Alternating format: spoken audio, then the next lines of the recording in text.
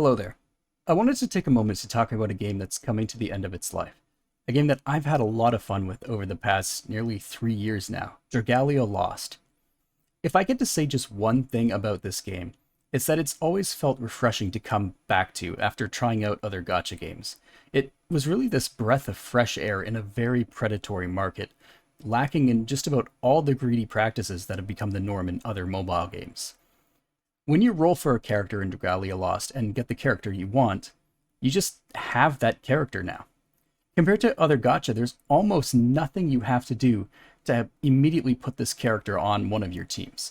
Compare that to a game like Princess Connect, where it might take months upon months of summoning units you don't need to get a currency to buy shards to upgrade your character.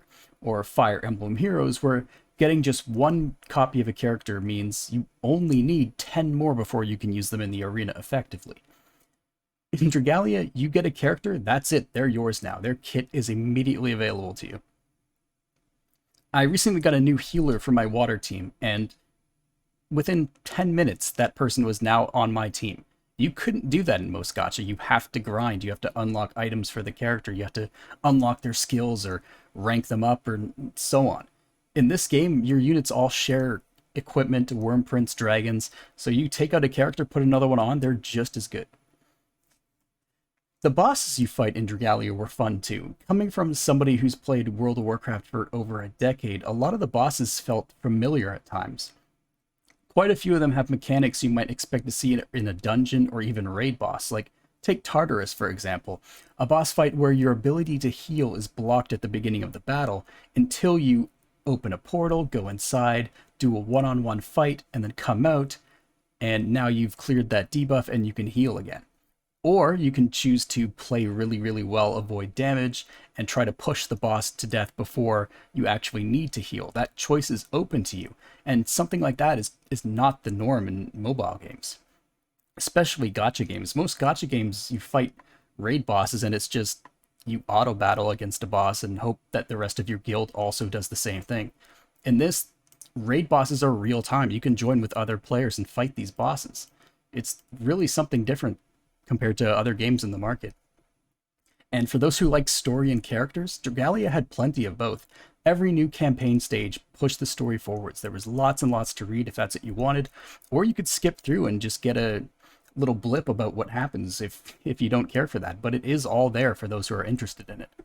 The characters also all have their own background. Every character has 5 chapters of story. Even seasonal alts and stuff like that have their own 5 chapters. Oh, and you can run around with a dog in this game. Lastly, look at all the fun crossover events this game had. There's Fire Emblem characters in this game, there's Monster Hunter stuff, there's Persona characters, even Mega Man is a unit in Dragalia Lost. Unfortunately, a lot of the good things I said about the game were also what caused its unfortunate downfall. For all the things I said against Fire Emblem Heroes requiring you to get 11 copies of a character before they're optimal, it just meant players had to roll more, and because they were less generous with free currency compared to other games, it meant you had to spend money if you wanted that currency to get a character. It's extremely greedy, it's predatory, it's the exact opposite of what you got in Dragalia Lost. It's awful. And as a result, it's their highest selling mobile game by a huge margin. It's not even close. This is the unfortunate reality of the mobile game market. It's a big part of why the game coming to an end hurts. Dragalia Lost was the good guy in a sea of games that would charge you for the amount of time you look at the screen if the technology was there. This game dying makes me think about the future of always online games like the recent Hitman trilogy. Despite finishing those games, I still like to come back and play them now and then. I bought the games, why shouldn't I be able to? But what if somebody on the other side decides hosting those servers just isn't worth the cost anymore? They can just turn it off and now we can't play that game. This is a problem that I think is only going to get worse, and my question is, what can we really do about it? Whenever I hear people talking about predatory practices, I see people online say, just don't buy it. Vote with your wallet. And I used to believe that, but now I think about this. We voted with our wallets here. We didn't buy the predatory practices. We didn't spend money on Dragalia Lost. We played it because it was fair for free players. It was probably the most fair gacha for a free-to-play player. that will ever be made. And look what happened. Should we have been doing the opposite of what everybody says online and spending money on the game in hopes that it keeps it alive? I don't know. All in all, it's just very sad news for anyone who enjoyed Dragalia Lost. I do hope some of these characters can live on in the future in some way. In a perfect world, maybe they even do a single player version of the game on the Switch. Obviously not a gacha version, but an actual real game. I would love to see that.